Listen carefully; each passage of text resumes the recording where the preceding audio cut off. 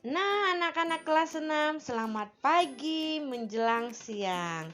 Anak-anak tadi sudah belajar dengan Ibu Susan ya.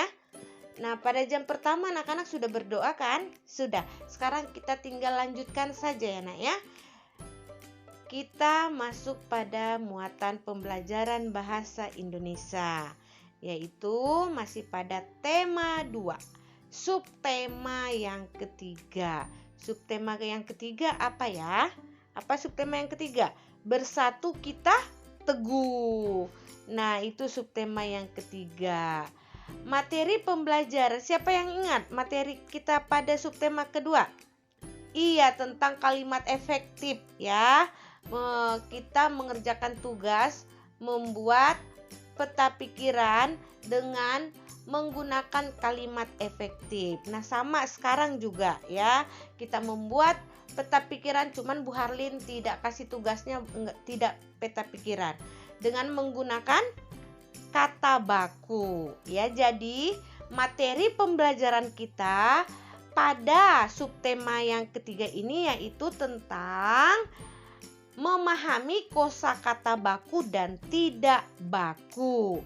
Nah, anak-anak, apa sih kosakata itu? Kosakata itu adalah kumpulan dari kata-kata. Ya, Nak ya. Nah, itu pembelajaran kita pada subtema 3 atau hari ini, yaitu kamu dapat memahami kosakata baku dan tidak baku. Nah, baku itu sendiri apa artinya? Baku itu adalah sudah paten, sudah ditetapkan, tidak bisa diganti lagi, sudah pas, sudah diresmikan, sudah dipatok palu. Nah, itu baku. Nah, untuk kata baku sendiri. Tapi bagaimana dengan kata baku? Apa artinya kata baku? Nah, itu yang akan kita bahas pada pembelajaran subtema 3 hari ini. Apa itu kata baku? Perhatikan ya, Nak ya. Kata baku artinya kata yang menjadi standar dalam penggunaan bahasa Indonesia sebagai bahasa nasional. Nah, standar itu artinya yang menjadi ukuran, patokan ya, dalam penggunaan bahasa Indonesia sebagai bahasa nasional, karena bahasa nasional negara kita adalah bahasa Indonesia.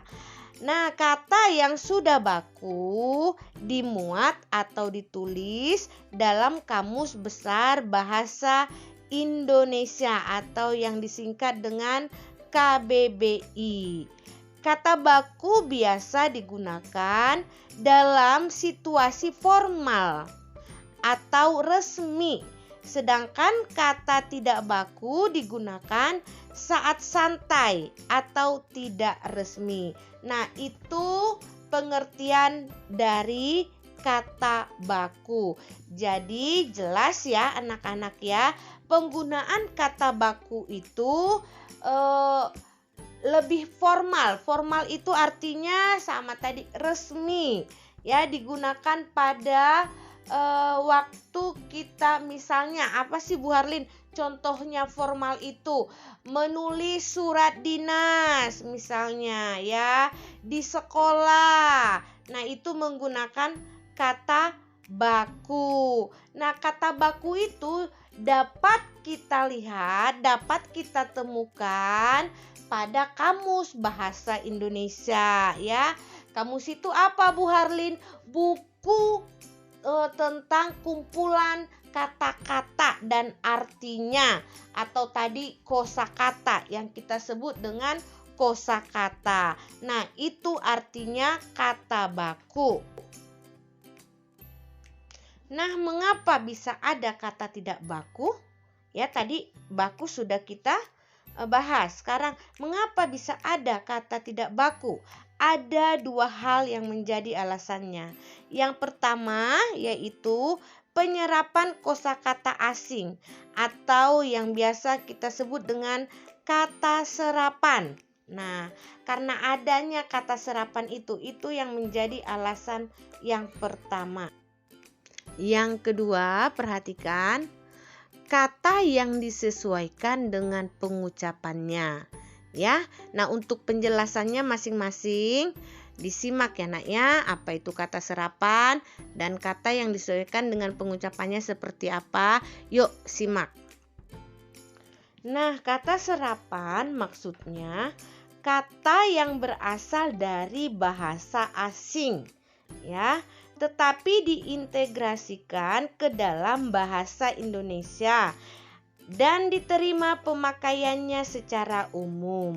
Nah, diintegrasikan itu artinya disatukan, dipadukan dalam bahasa Indonesia dan diterima secara umum. Nah, itu artinya kata serapan ya nak ya. Contohnya perhatikan.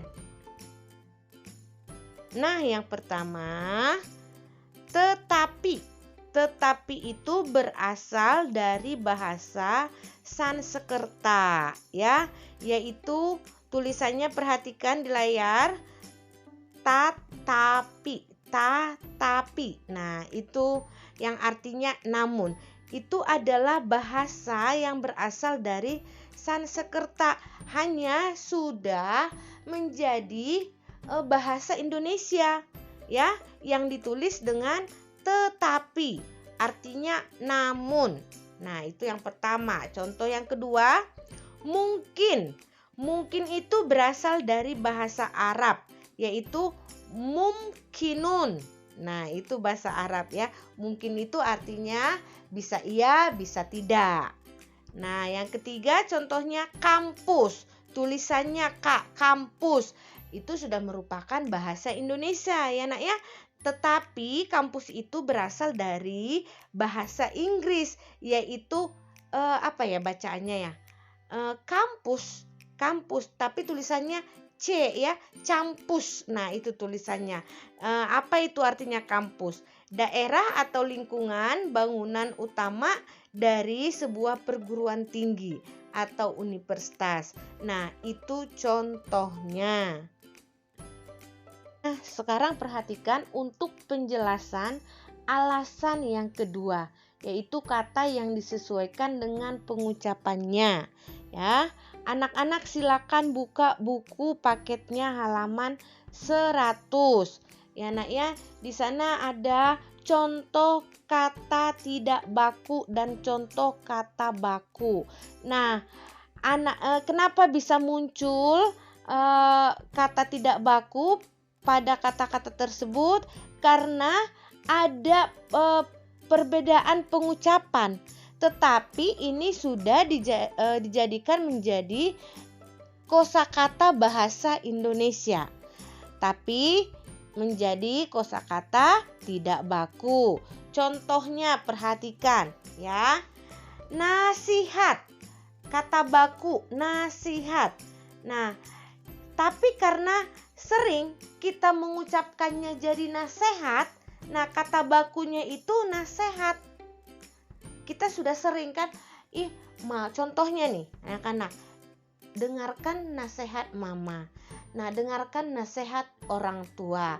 Nah, sering kita ucapkan nasihat ya, padahal kata bakunya itu adalah nasihat.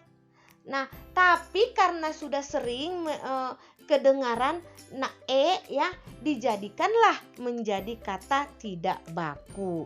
Ya nak ya, tetapi tetap nasihat ini digunakan hanya pada kegiatan-kegiatan atau penulisan-penulisan yang pengucapan-pengucapan yang tidak resmi atau tidak formal ya. Apotik, mau beli obat ke apotik dulu ya mah.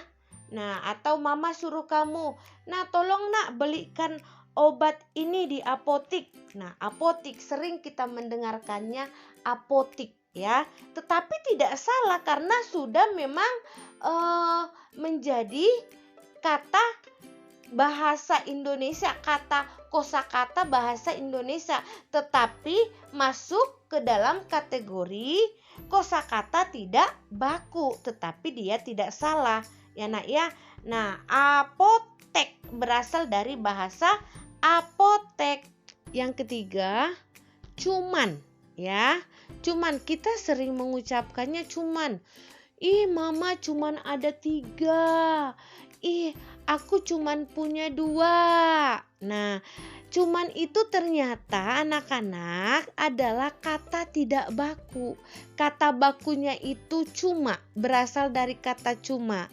Tetapi kita sudah sering mengucapkannya, ya jadi tidak salah. Hanya kita gunakan pada mengucapkan kalimat-kalimat santai ya. Nah, nanti kalau anak-anak menulis kalimat formal atau resmi, berarti ada kata cuman, ada artinya cuman, itu berarti harus menggunakan kata cuma ya. Nah, yang keempat, gubuk. Nah, gubuk ini biasa kita dengar seperti bunyi G, huruf G di belakangnya, gubuk. Ternyata kata bakunya itu adalah gubuk, K di belakang ya nak ya. Nah, yang kelima, jadwal. Alnya kedengar jadwal. Itu bunyinya karena sering, jadi karena kita sering mengucapkan jadwal itu, pengucapannya itu jadilah ditulis seperti itu. Padahal ya kata bakunya itu berasal dari kata jadwal, pakai D, jadwal ya nak ya.